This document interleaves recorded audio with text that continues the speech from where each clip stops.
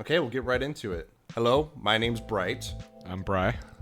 and this is our opinions and conversations about the Nintendo Direct from April, 2nd? Yeah, that one. It was a Wednesday. So we're going to talk about that Direct. Basically, the huge reveal of Switch 2 and mainly all of the intense, crazy titles that they announced. But mainly the specs of it all.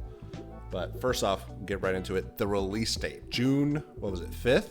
Yeah, June 5th. That's really soon. I really didn't think they were going to go for that soon. That felt like a fall launch. Get those Christmas in, but June 5th. Nothing comes out in June either, too. So they've kind of got the whole month cornered there. For like their whole year. And, I don't know much about what else Microsoft's doing, or PlayStation, or Atari for that matter. Obviously, they're not up to anything good. But They are like dead. Nintendo taking up most of this year, like lineup after lineup, a lot of people were concerned about game releases, first party games not there being enough in quantity. But I am seeing a lot in cool quality, so that is nice. But quantity of first party games, a lot of people are upset about for launch date titles. So what do you think about that? Sorry, I was also looking up. I was just curious as to if any other game console has ever launched in June. I think a couple have launched in the spring, and most of them have launched in the fall. But I think it's such an interesting time period. I think maybe the Sega Saturn is the only other console that's been in June. No, November 22nd in Japan, May 11th in North America. So the Saturn's close. Wow. I would probably not say that the Saturn is the way to go, though. Yeah, maybe we don't need to follow in the footsteps of the Saturn in 2025. I would recommend against it. Yeah. I mean, June is a crazy date. But given that, with the launch titles and everything, Right. I feel like it is saving up for Kirby Air Ride to come out. Spoiler alert, Kirby Air Ride was announced, and Donkey Kong Bonanza. Two insane titles. We didn't get a third-party Mario, or not third-party, 3D Mario. We didn't get. So far, we will get one. I guarantee we'll get one in the next couple of years. We will get a 3D Mario. But Yeah, I know, because Microsoft and PlayStation haven't announced anything for this year that I'm excited about. So Nintendo is taking up the whole slot of the whole year. I would say from June to December, that is the launch title for me. Yeah, I don't think people put too much emphasis on first-party launch titles because usually there's one launch title that matters, and the rest of them are there so that you can say you own some games. But the Switch 1 was Breath of the Wild. That was kind of all, unless you count 1-2 Switch, which no, you don't. Or Snipper's Clips. Oh, Snipper Clips was good though. Snipper Clips was It was a good was indie fun. game. Very Yeah, good indie game. yeah. Snipper Clips was fun. When are we getting Super Snipper Clips? So What's up with that?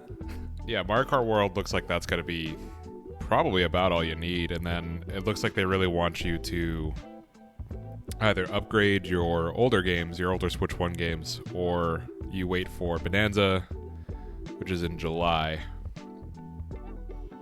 And we're getting GameCube games too. Oh, and we're getting GameCube. That's right. I'm very excited about that. Yeah, I can't Are believe you it. excited about the new frame rate? Oh, always. I really think that frame rate is not prioritized at all by publishers.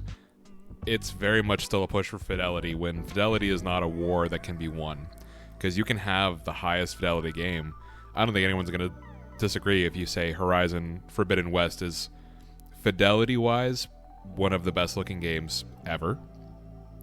But if it runs awful, even on a PS5 Pro, I just don't see why anybody would want to play it. Or if they could be playing it at 60 frames a second, then, or even 120, because the Switch 2 can do 120, which is a pleasant surprise. you can't go back. I remember the first time I played a game at 120 frames a second when I was converting over to PC from console. I got my 120 hertz monitor and just fired up Destiny to just try it, and I was like, oh, this is magic. I can't go back. 120 is so good. And then you go up to 165, and then, oh man, you really don't want to go down from there. And I can't remember, is the internal, does the display itself do 120, or is it only when it's docked? See, I think it's only when it's docked. I was going to ask you a similar question to it, where the dock itself has a internal fan for the heat. Oh sink no, of the LCD console. screen, the LCD screen does 120 frames. It's 1080p. That's incredible. That's nice. That is nice. I did not know that. I was fully aware that they put the fan in the dock because of the reason that, like, for it to do 120 frames, it needs to be docked. But that's okay. That's news. Yeah, because when you start running these kinds of bigger games, your mobile platform is gonna need thermals. Having a Steam Deck, those fans work really, really hard, because running a game like Elden Ring is very intensive. It's a very intensive game. So, Which Elden Ring was announced to come to the Switch too. yeah, and that's gonna be good. When I saw that, I thought it was the new game. Was it Night Rain? I thought it was gonna be Night Rain. In theory, Night Rain could be on Switch too, couldn't it? It could, right? Couldn't it? A co-op game, a party game, maybe a battle royale like Fortnite, who is already Elden on the Party. Switch and will be coming to Elden Party. Yeah. So Roll the dice, tarnished. I mean, I wish Nintendo would go back to its ways where they would adopt a game and put Mario in it. I would love to see Mario in Elden Ring. Hey, we don't know yet. Maybe he's there. You go into one of those Evergalls. Yeah, just like It's just like NBA Street 3. beats the hell out of you. He's just so fast. I wanted to go back to the first title, first party title kind of like launch date things. Yeah. Has Microsoft and,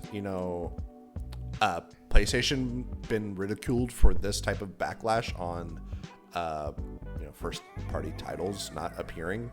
I don't really know much other than Xbox One having a terrible launch, in my opinion. You had Dead Rising 3. I think in everyone's opinion, I think it's a pretty confident opinion you can have there. But it's also like, I didn't care that much. I don't know if that's a controversial opinion or not. I didn't care to see a launch title. I just knew there were going to be good games to come out. Yeah. Obviously, you need to have good games to play day one. You get the console, you want to play some good games. But like Rise and like Dead Rising 3 from the Xbox One carried me over to getting, the next COD, the next Forza. I was willing to wait for a Need for Speed or something like that. And the Halo 4 or 5? It was 5. 5. Yeah, it was 5. Halo 5. 4 was 360. So I was willing to wait for those games. Whereas like everyone's like, nah, Nintendo's got it. Like they have to have it jam packed. They need to have everything ready. Whereas like GameCube, I gotta have Mario. They risked and Donkey Kong. And Luigi's Mansion. No Luigi's Mansion at launch. What are we doing, guys? God. That's what I was about to mention. Like, yeah. GameCube released with Luigi's Mansion. People were like, "Where's Mario? Why did we get Luigi? Where's Mario?" But like, what is Resident Evil? Why is this on GameCube? Why is this here? But like, honestly, obviously we're gonna get into the price points here in a little bit. Yeah. But like Mario Kart World looks amazing. It looks like a game I could play for hours, more so than Mario 8 Deluxe. I feel like we don't talk enough about years, nearly a decade. Yeah, we don't talk enough about Mario Kart 8 Deluxe being Mario Kart 8. Like, we've had the same Mario Kart for 11 years.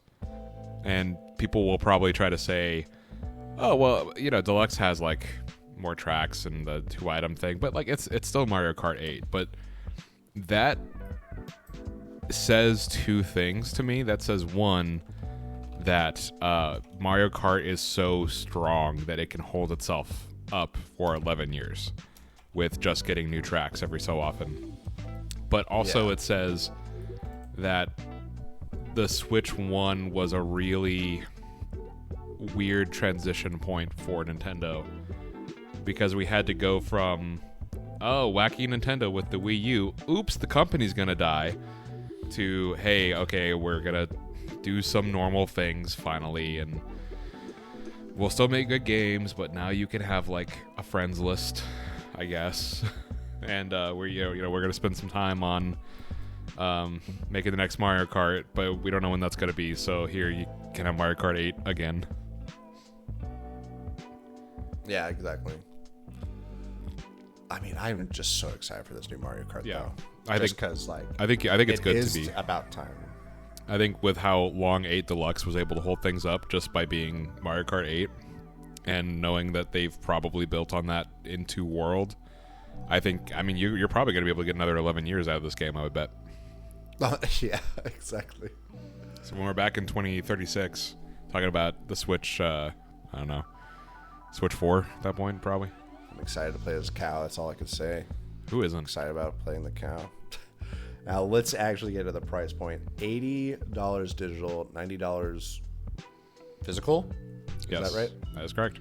I remember early on I saw $70 digital, $80 physical, and I was like kind of reluctantly okay with that price. But $10 more, I was like, it is an odd line. It's an odd line we draw. Very odd.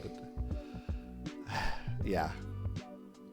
It's got to be a scheme at this point. I think the main reason why people are upset is because this is Nintendo taking the bullet to say games should be more expensive now, which I think in a vacuum that statement makes a lot of sense, because obviously we have larger teams that are developing bigger games for longer with more features and higher fidelity graphics. Sure. That said, not every game is Mario Kart World. Are you really going to tell me 2K is worth $80? Are you really going to tell me 2K is not worth $70? So I think that's where a lot of the anger is probably going to be coming from, is that because Nintendo is pushing forward first and making it okay for everybody else to charge more, everything's just going to get more expensive. And it's getting hard to justify those prices. Yeah, I'm not sure. A lot of people are bringing that argument of like how many hands are touching the game as far as in the creative process of it all, and that warrants the price, or the quality of the game warrants the price, or just the sheer creativity and writing and just like all these things that add factors to the game are what warrants what the price would be. And I'm not sure. I don't know what the answer is, but if you have an argument for it, it ultimately comes up to what the corporations want to do, and they'll do whatever they want to do. There's nothing that the consumer can say or do, or that the creators can say or do. But like, I would spend an ungodly amount of money on somebody who has woven a perfectly good quality game because I know that they made it. But I do know deep down inside, corporate has been deciding everything. I mean, we've talked about what's been going on with Destiny 2. That's our game that we've played and that we've like built a lot of our most recent memories of gaming on. And Bungie's messed it up too. Yeah. It's not unusual for a corporate, a company to when the C-suite make a gets decision in the way. That doesn't. Yeah. What's that? When the C-suite gets in the way. Yeah, exactly. When corporate's getting in the way, then the money that we spend is invalid, and the creativity that the writers, devs all work on for these projects is invalid as well. So Nintendo, it's not unlikely.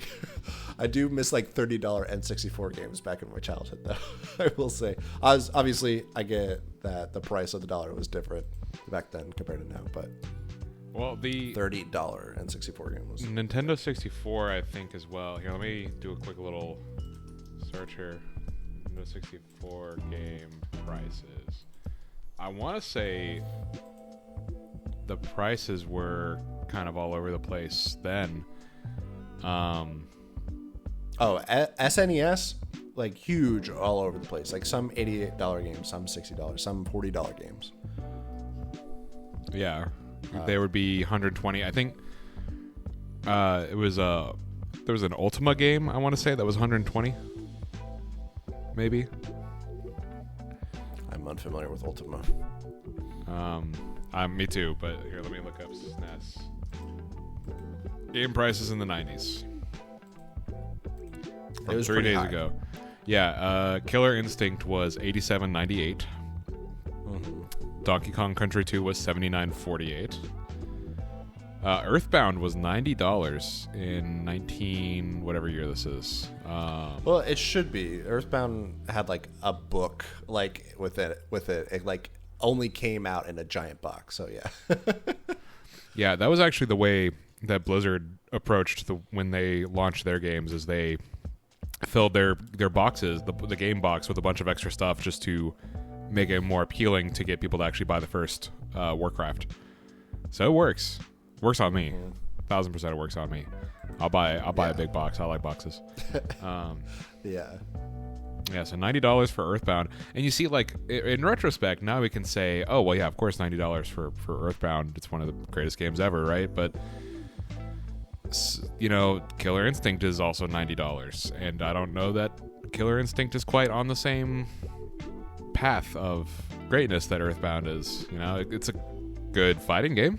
A lot of people really enjoy it. I think the remake was even more widely received positively as well, but I think getting into the quality of these products is just so all over the place. It's really, really difficult to swallow prices going up, knowing that, again, we're gonna have games like Star Wars Outlaws is gonna end up that kind of game is gonna end up being $80 as well, which yeah, a lot of people worked on it, but it's also not something that a lot of people asked for. It's not something that a lot of people... There's not like as much of a market for it, especially the way that it's made. So why do the prices have to go up in that case? I don't know. I guess what I'm trying to get around to saying in a roundabout way is there's no guarantee that quality will correlate to price, because it never has. And I think a lot of people's concern primarily is going to come from the slop machines that will push out stuff that nobody wants for that same price. Quality, quantity, whatever it is, what really dictates the price of and value of games? Unsure, other than the fact that it is corporate.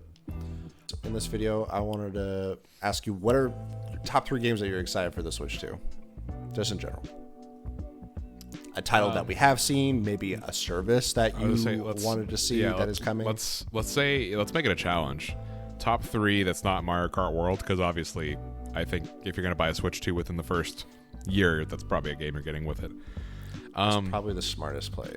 Yeah. I think that I will say Metroid Prime 4, because this seems like a Switch 2 game that will happen to be on Switch 1. Just excited to have more Metroid ever. I'm glad we remembered it existed. Am I going to be the one person that says Drag Drive? Am I going to be the one person that's like the wheelchair basketball game? Oh my gosh. I think it's so funny that they added the mouse features to a console game. Because yes, you can use your coffee table, but how comfortable is it to really bend over on your coffee table to play a game like that? I don't know. I just think it's an odd Drag concept. Drive. It's just an odd concept. Like someone was watching basketball and said, you know what'll make this more fun? Because what is it about the Switch one with snipper clips, right? They came out with snipper clips to show off the fact that like there's a bunch of fun little sounds that your controller makes. You can hold it a certain way, to rotate it a certain way, and blah blah blah. Like all these things to show off the Joy-Con. That is Nintendo's favorite thing, is to show off how good their controllers are. So to show off Drag and Drive with the mouse stuff is a given. I didn't think they were going to do wheelchair basketball. Great, like super awesome for the very inclusive. Community. Yeah, very inclusive. So I like that. All right, third one. I guess we're going to take Drag and Drive. No, we're going don't to put give it me right here, right now. Oh, I was gonna You're thinking say Drag and 'cause Drive. I'm looking at the launch, just the launch titles. I think it's really great that Cyberpunk 2077 is gonna be on here because that is one of my favorite games of all time, and I think that it's a good testament to how strong the Switch 2 is going to be as a console, because that game is very, very intense. The way that Night City is built and the way that its density is layered out makes it so that if you want to show off the technical power, then you probably want to do a Cyberpunk. And from what I've seen from hands-on reviews, or previews, I should say, people are saying the Switch 2 version runs better than it does on the Steam Deck, which is crazy because that game is Steam Deck verified. But there's definitely a few times where you can tell you're playing it on Steam Deck. I like that Street Fighter 6 is going to be on here too. I just like Street Fighter 6. I'm glad more people can play Street Fighter 6. A lot of the stuff that I would say that I am excited for people to get to experience is going to end up being ports, just because we just don't have a lot of new stuff yet. Like I'm not going to vouch for the Duskbloods. I'm not particularly interested in the Duskbloods at the moment, which is crazy because I'm a big FromSoft fan. I just don't know if the Duskbloods is the right move. Yeah, it takes Bri a little bit to get in warmed up with a Souls game again. Well, it's like a PvPvE game. And I don't think that... I don't know how that's going to work. Yeah, I don't think that it can't work. I just wonder why Switch 2? Why the Switch 2 for this game? Why not just... Like, I almost feel like Night Rain being Switch 2 exclusive and Duskbloods being everywhere makes more sense. Because Night Rain is just Elden Ring co-op. Okay, I got it. But Duskbloods being this whole new thing only on Switch 2... I don't think it's a bad idea. I just don't understand at the moment what they're going to do with that. We'll have to see. I think that's one of the things that it burns with time and fizzles out when everyone realizes, oh, okay. So like Bloodborne was only on PlayStation. Got it. Now Switch 2, Nintendo has wanted to show off their system. Obviously, they want to show off something with the system, and they're doing it with the FromSoft game. So I know a FromSoft game that could. I know a FromSoft game that could show it off really well. It's called Bloodborne. Please re-release this game. Please bring it back. I'm begging. I'm pleading. Those are so. My selection will be Metroid Prime 4, Cyberpunk, and we'll go ahead and we'll say. I don't want to say Drag Drive. We'll say Street Fighter 6. Street Fighter 6 with the new amiibos, by the way. That is yeah. I like that. Yeah, because those new characters are nice. It's true. All right, what are your three? Real clean. My three, plain and simple, it's got to be Rhythm Heaven, the new Rhythm Heaven game. It's got to be Tomodachi Life 2.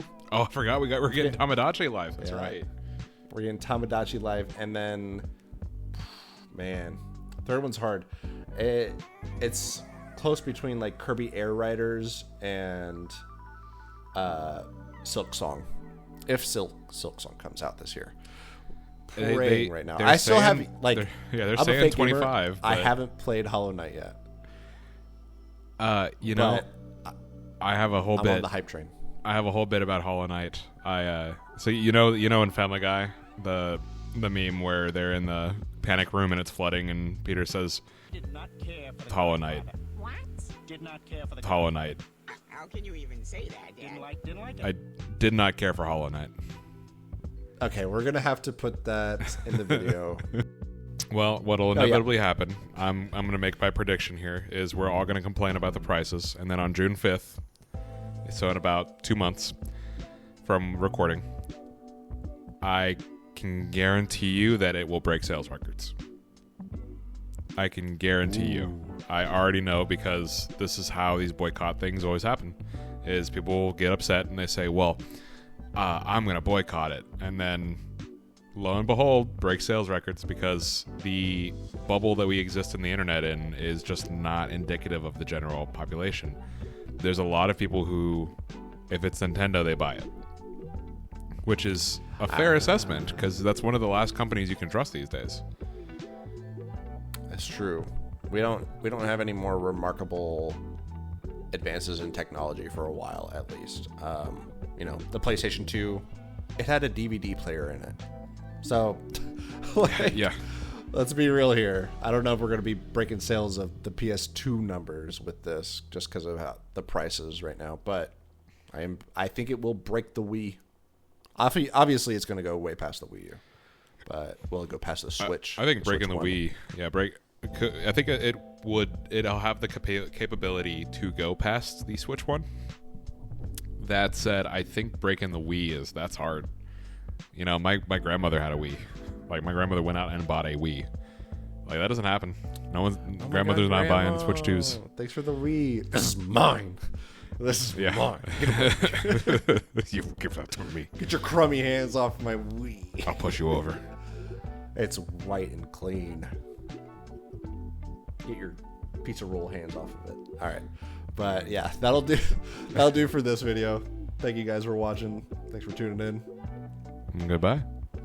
And goodbye.